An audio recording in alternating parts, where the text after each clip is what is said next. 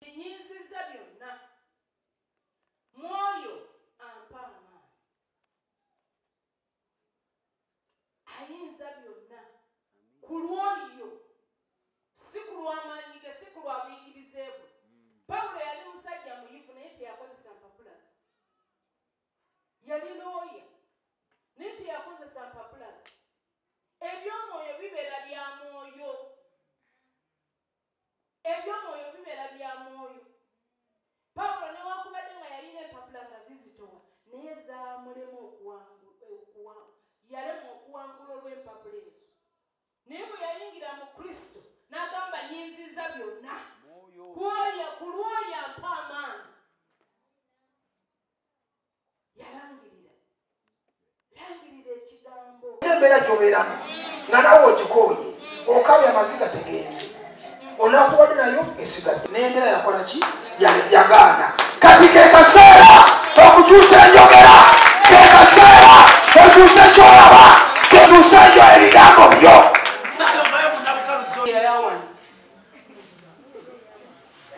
Omuntu akusanga ne bwoba wakafuna akalimuko oli nagamba oyo nanakolayo emeka oyo. Abantu bamenya n'ebigambo. Yobu yagamba naye mumenya n'ebigambo. Lwaki yali gundi yali Dawudi. Yagamba naye mumenya n'ebigambo.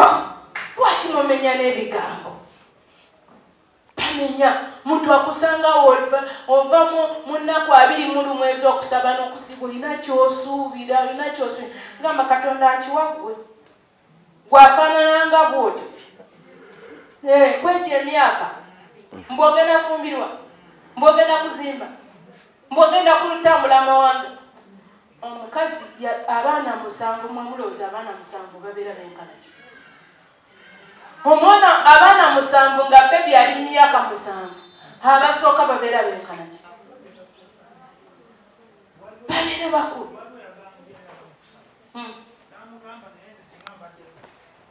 Singa mbadde oli yali ava mu kusaba alina ensonga zazasabira. Kati bwono bwamunyumizaako onaamugaa nti singa mbadde gwe sanditawanyiza Katonda.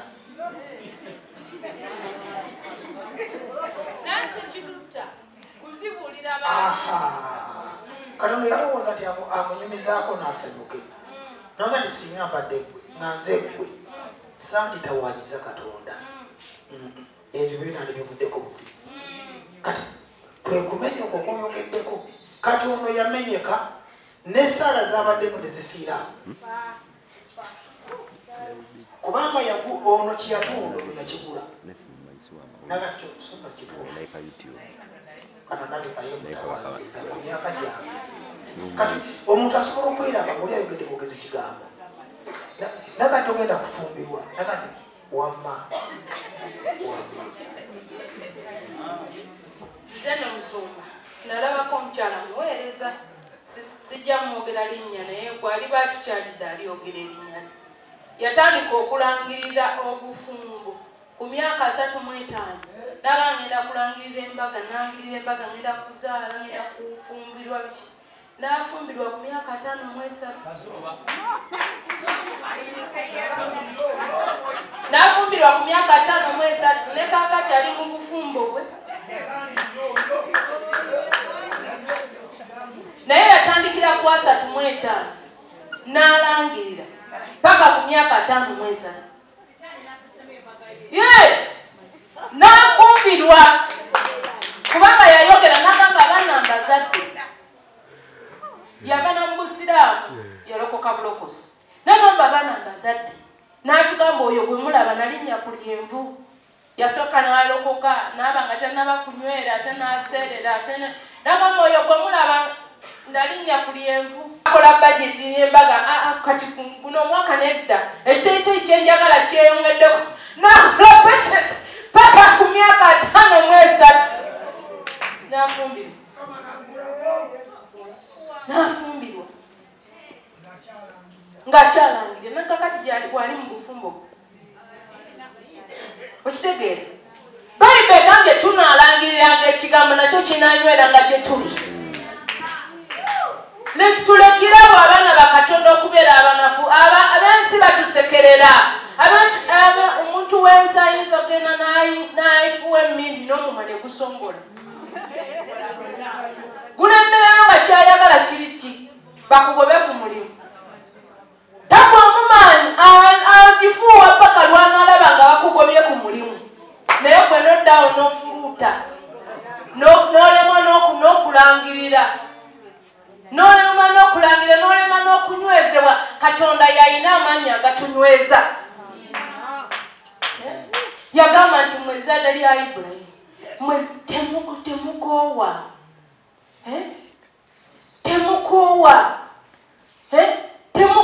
temukoowa kumujjukiza abajjukiza ba Mukama, temukoowa kumujjukiza, temukoowa kulangirira. Bw'olangirirayo ebiri, nze wiiki ewedde tekyajja, nze nasigala ku lwange. Katonda nze kimanyi asosola, nalyoka oyogera ebigambo ebitajja n'ebijja n'ebiki. Langirira Katonda agenda kuwumukisa. Langirira Katonda abeeko kyakola paka ng'omaze okulangirira. Langirira abantu bonna balina ebirungi, bonna abawa obujulizi tebaabirina, tebaazaalibwa nabyo, tebaazaalibwa nabyo. Naye embeera yo n'ogikwata mu kifo kyo girangirira eri Katonda n'ogimugamba n'ogisituka ku bigere ebyo.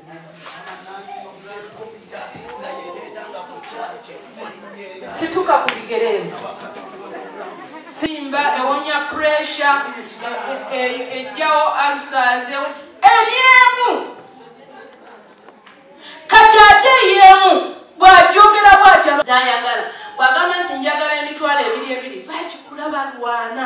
Oli awuliddemu aka pressure akawulidde n'agamba kanjigule kulwa pressure. Omulala n'agigula. Katonda omulamu sikulya bw'olangirira. Langirira mu linnya lya Yesu Kristo omwana wa Katonda omulamu. Langirira okulaba obulungi bwa Katonda. Sikulira bw'olangirira.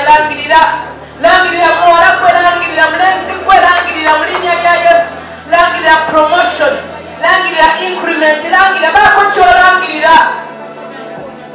Kati olaba bw'otuuse okulangirira n'ogayaala.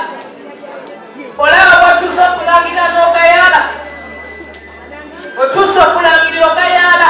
Langirira emirimu egisasula, langirira obulamu, langirira omukisa, langirira enzigi enzigule, langirira amagoba mu bizinesi.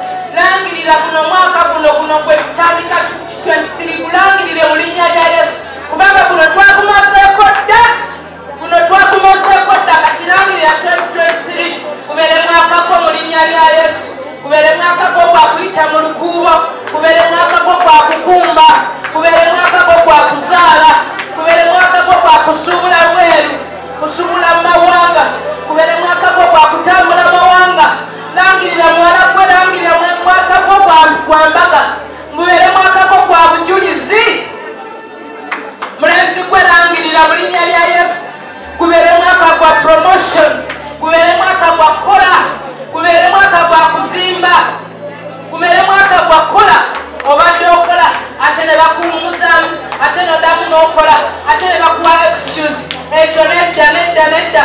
Langirira mu linnya lya Yesu Kristo omwana wa Katonda omulamu. Bayibuli tugambe tunalangiranga ekigambo nakyo kinanyweranga gye tuli.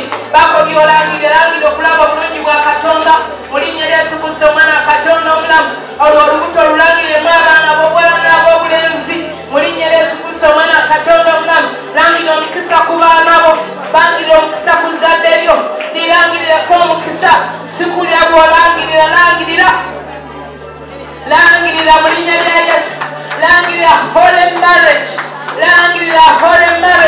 langirira introduction mu linnya lya Yesu. Langirira muwala gwe, langirira mulenzi gwe, langirira mukazi gwe, langirira musajja gwe, langirira mu linnya lya Yesu. Baako by'olangirira, langirira kapito. Gubeere mwaka gwa kwekozesa, ove mukozesebwa, ove mu bwavu. Langirira mu linnya lya Yesu. Langirira okuwonyezebwa, langirira okuwonyezebwa. Oyonye katonda akuwonye mu linnya lya yesu abeeko kyakuwonya akuyimuse akujje mu mabanja kubeere mwaka gwakuwola si kwewola akujje mu mabanja mu linnya lya yesu kristo omwana katonda omulamu akujje mu mabanja akujje mu ndi embi akujje mu nsula embi akujje mu kazigo langirira okuzimba mu linnya lya yesu langirira okuzimba mu linnya lya yesu kristo omwana katonda omulamu webale yesu omulungi webale taata waffe webale kabaka w'abakabaka kale wanika emikono gyo katonda omulungi taata omwesigwa mukama mu linnya lya yesu kristo omwana katonda omulamu mukama nkwebaza kubanga bwewaŋŋamba kimwaka gwakulangirira era buli kye tunaalangiriranga kigenda kunywera gye tuli nsaba katonda waffe mukama mu linnya lya yesu kristo omwana katonda omulamu omukazi ono omusajja ono omwana ono ow'obuwala ow'obulenzi byalangiridde kati mu 2023 yabirabeko mu linnya lya yesu kubeere mwaka gwakulangirira ate kubeere mwaka gwakufuna bujulizi bye tulangiridde mu linnya lya yesu kristo omwana katonda omulamu taata nkusaba osumulula amafuta ku buli kinoomu sumulula amafuta ku mukazi ono sumulula amafuta ku musajja ono ku mwana ono ow'obuwala ku w'obulenzi mukama osumulula amafuta aganyweza ebigambo byalangiridde byonna bye tulangiridde naffe mukama nga word of salvation tulangirira okutujja mu mizigo tulangirira okutujja mu bupangisa mu linnya lya yesu kristo omwana katonda omulamu webale yesu webale taata webale ssebo webale mukama webale ngabo yaffe webale maanyi gaffe webale mukama ensawo zaffe pasipoti zaffe driving permit byetuwanise mukama money pass byonna tubirangiriramu omukisa mu linnya lya yesu kristo omwana katonda omulamu gubeere mwaka 2023 gwakubankinga gwakulaba mukisa gwakusasula amabanja gwakuzimba gubeere mwaka gwa promotion gubeere mwaka gwa increment gwa salary increment gwa financial increment gubeere mwaka gwaffe mu linnya lya yesu mukama gubeere mwaka gwa kusumululwa gubeere mwaka gwa kuwonyezebwa omunafa agambe nti w'amaanyi amugumba azaale 7 mu linnya lya yesu kristo omwana katonda omulamu oyongere okuteme ku batali kuba oyongere ogeziya ensalo zaffe webale yesu webale mukama webale taata waffe webale omwoyo omutukuvu mu linnya lya yesu kristo tusabye mu linnya lya yesu kristo Desemba wano tosula mu nyumba ngaliwo okusaba wano osobola okugenda mu kyalo n'olya Christmas yo n'okumwonga ennaku z'omwezi 29 ate toddanga 3 ng'odduka emisinde kyangu nga 29 weeteeketeeke 3 tuli wano jangu okeerako keerako wano obeerewo mu maaso ga katonda olangirire luweero kyannamukaaka bundi bujjo gyayagala okuzimba era abantu bawulira nze nazimba mukyalo gyewakulira mukazi yagamba nze nakulira eri saagala na mu kibuga Kampala njagala mu Amerika yakiyingira nezaleba katonda akola ebintu ani tujja mulaba kubanga yaŋŋamba embaga y'omwana yagikyusa yagwakubiri watu yaŋŋamba naye kyensooka okukola wennyinnya mu Uganda nsooka kujja ku Bati Valley konze kale ajja kutuba obujulizi n'ogamba n'ebirala bingi katonda byakoze n'ogamba si katonda kale jjayo ekirabo katonda omulamu tuwanise ofatore mukama tusaba katonda affe mukama oyongere okugaziya ensalo zaffe mukama ensigo zino